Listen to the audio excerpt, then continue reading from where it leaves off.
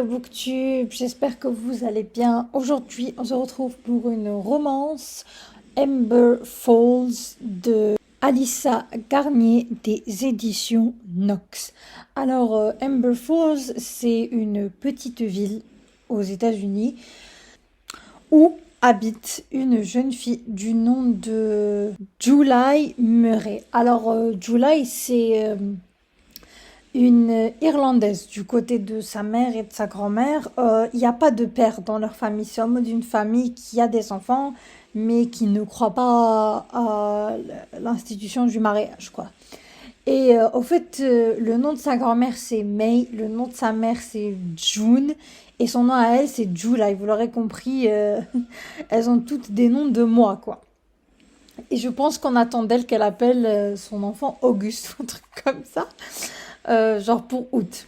C'est assez bizarre comme tradition, mais on comprend que la famille de June, elle est beaucoup dans le spiritisme. Sa grand-mère, c'est une femme qui est très portée sur le tarot. Vous voyez, les cartes où en mode on devine ce qui va se passer, un peu comme des médiums, mais sans vraiment avoir des pouvoirs, quoi. C'est juste un sixième sens, si vous voulez.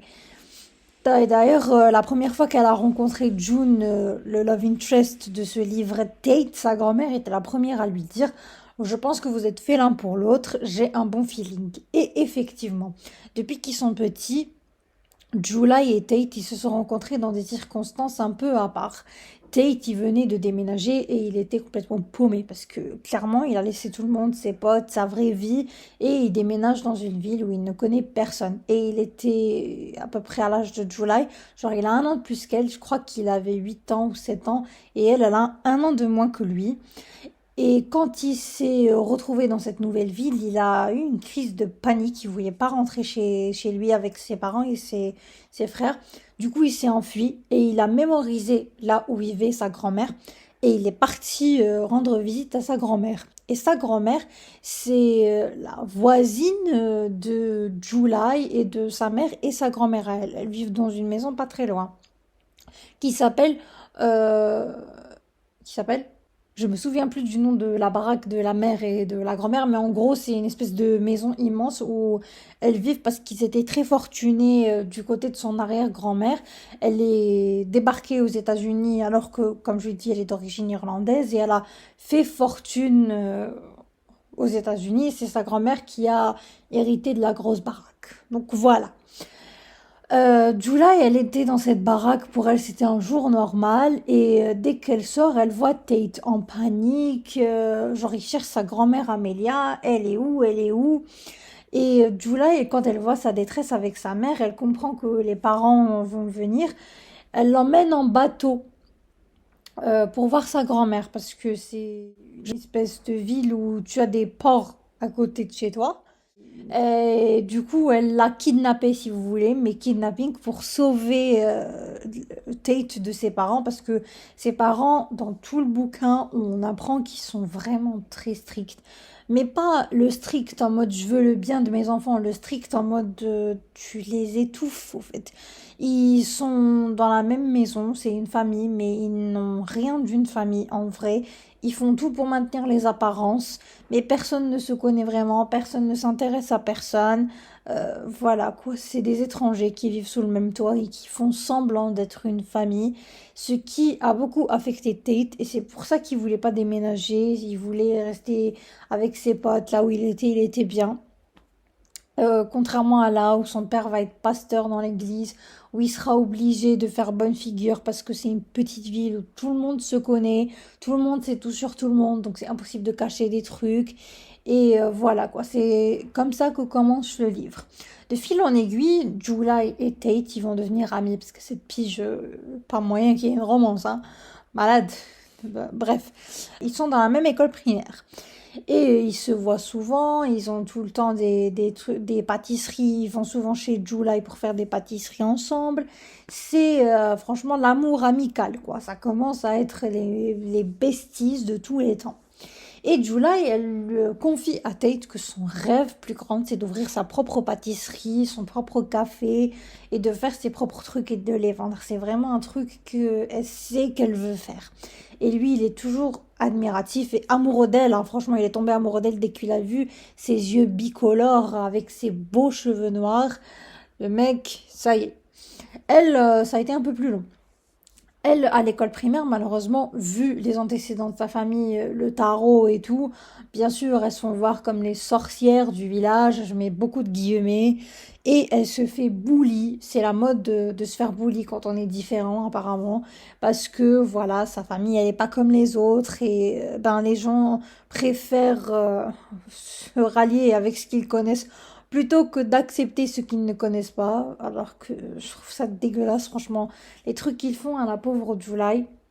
Et Tate, il est toujours là pour essayer de la protéger, sauf que même lui, il se fait bully parce que, bah ouais, même quand t'es le fils du pasteur, c'est pas bien, hein, parce que tu viens d'une famille parfaite, t'es censé être monsieur parfait. Ah, bref, il te trouve toujours une noise ou un truc comme ça, parce que c'est des gens qui sont dégueulasses, hein. On va pas se mentir, même si c'est des gosses, c'est dégueulasse de faire ça à un autre gosse. Je comprendrai jamais cette mentalité. Bref. Et du coup, Tate, un jour, malheureusement, il se fait harceler, bully, devant July, et son ego en prend un coup. Il rentre chez lui en mode furie, et il se dispute avec July, et il ne s'adresse plus la parole. Pendant des années. Il lui a dit barre-toi, genre casse-toi, et elle l'a pris au pied de la lettre, elle est sortie de sa vie, et elle n'est plus jamais re-rentrée. Jusqu'au jour où alors, July obtient son diplôme. Ça y est, elle est à la fac maintenant. Tate, il est parti, ça fait quelques années, il a eu son diplôme avant elle. Et là, elle découvre que quand elle vient de finir ses études, qu'il a racheté le local qu'elle voulait pour créer sa pâtisserie. Et pour elle, c'est la trahison ultime.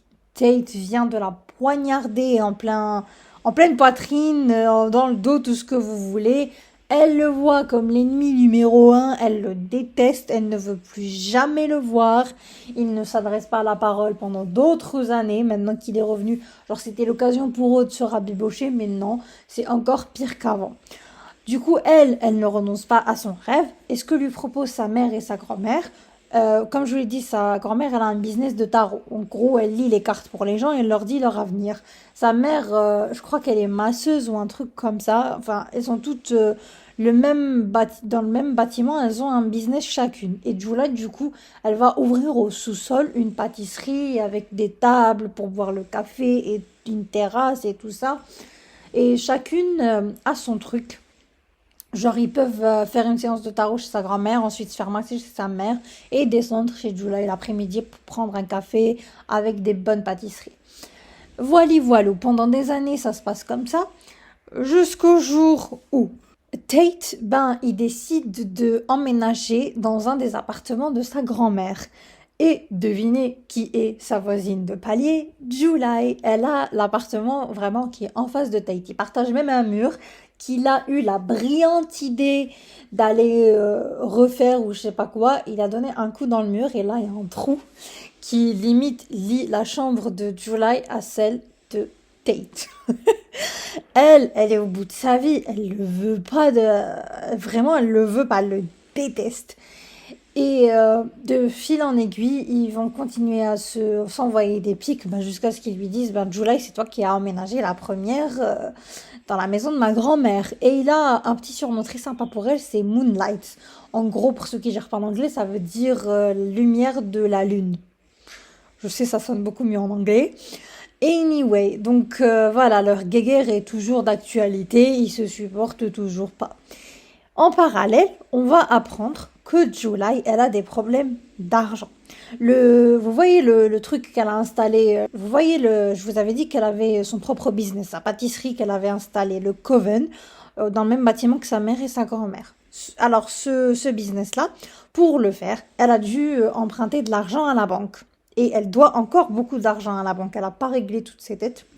Sauf que son délai, il a expiré depuis belle lurette et qu'elle fait tout ce qu'elle peut, mais malheureusement, elle n'y arrive pas. Elle n'arrive pas à joindre les deux bouts entre tous les travaux qu'elle a dû faire, les ventes et tout ça, elle l'a pas ouvert depuis très longtemps. Donc, c'est pas encore un business qui roule très bien. En plus, avec la concurrence juste en face, Tate, où lui, il a ouvert avant elle, donc il avait déjà sa clientèle, leur habitude et tout. C'est pas vraiment facile pour elle. Elle s'en sort moitié-moitié. Mais il y a un concours dans la ville. Et ce concours, c'est en gros le meilleur pâtissier version Small Town où elle gagne un chèque énorme d'argent. Ça fait des années qu'elle participe, sauf que malheureusement avec Tate, elle ne gagne pas, c'est lui qui gagne chaque année. Et pas de bol pour elle parce que grâce à cet argent, elle aurait pu rembourser son prêt qu'elle a pris pour le Coven. Et puis un jour, Tate lui propose un arrangement. En gros, il lui dit j'ai besoin de toi pour que mes parents me foutent la paix parce qu'ils me mettent une pression de malade pour que je m'engage dans une relation sérieuse. Parce que Tate, c'est limite le mec qui n'a jamais eu de relation. C'est juste des plans cul, voilou, jamais la même fille. Il reste jamais dormir.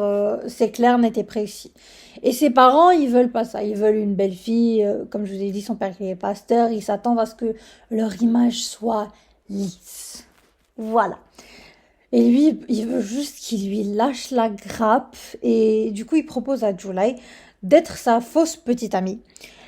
Tout bénef parce que son frère, qui se trouve être l'ex-connard de July, va revenir.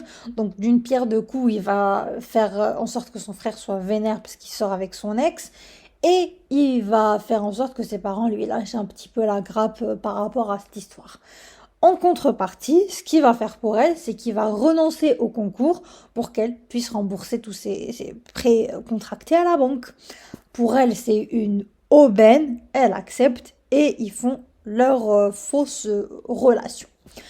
Et quand le demi-frère vient, c'est un dîner dont je me rappellerai toujours la tension qu'il y avait. Oh my god!